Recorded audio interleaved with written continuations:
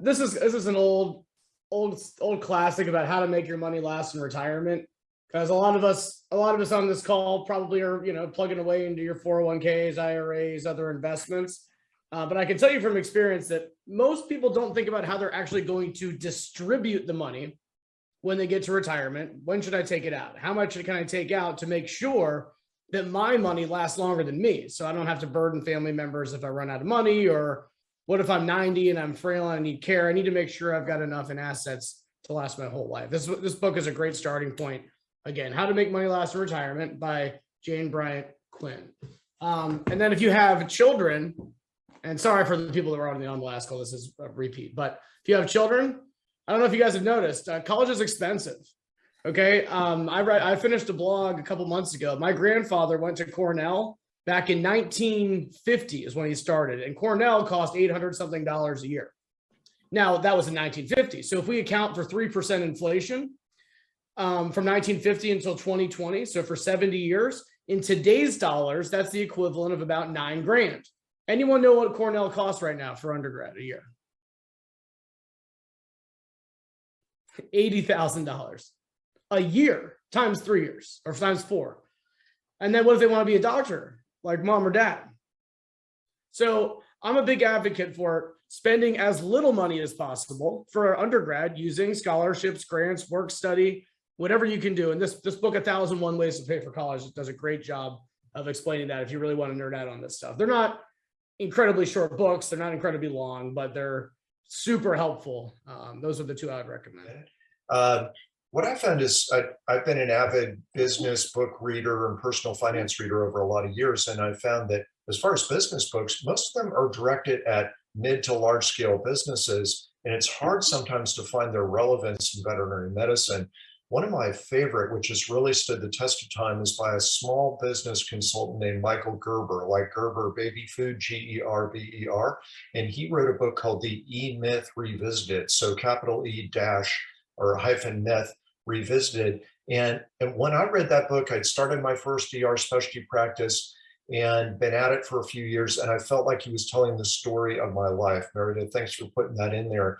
And just incredible insights into operating a small business such as a veterinary practice. And in that, I would include practices up to 100. We're still small businesses in the scale of things. So that's a great one. Some of you may know Peter Weinstein, who's very active in our profession, directs the Southern California Vet Med Association. He collaborated with Michael Gerber.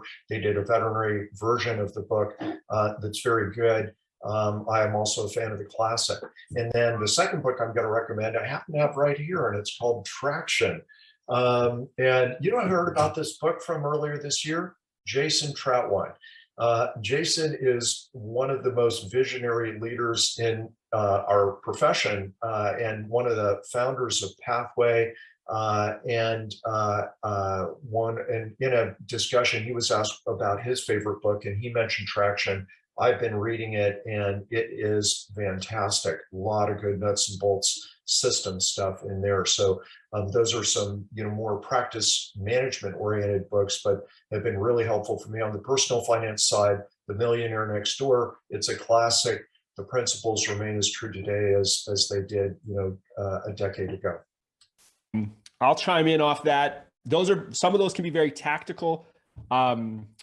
My favorite would probably be Rich Dad, Poor Dad. I have to mention Robert Kiyosaki. It's a classic.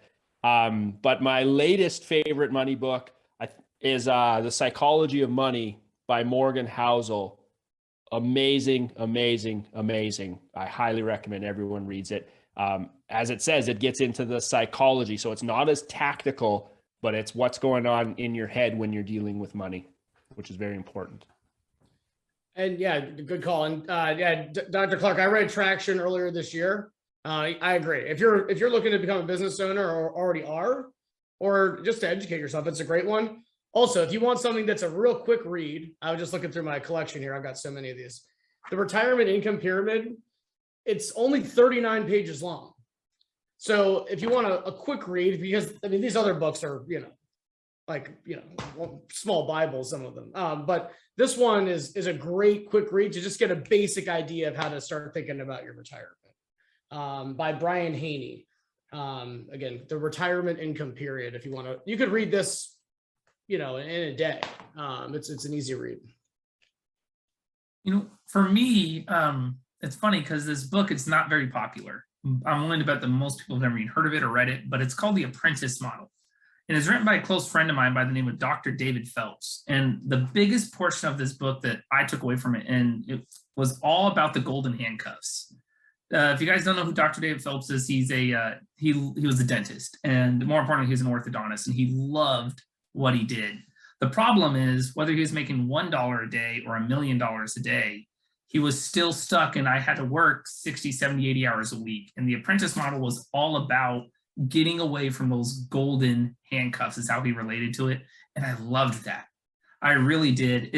I read the book maybe 6-7 months ago, and I still have it at my office behind my desk, just because it really did kind of stand out to me in that aspect. So if you guys are looking for something that's just different in that standpoint, I think it's a great read, and it's something you guys should look up. It's an easy one too.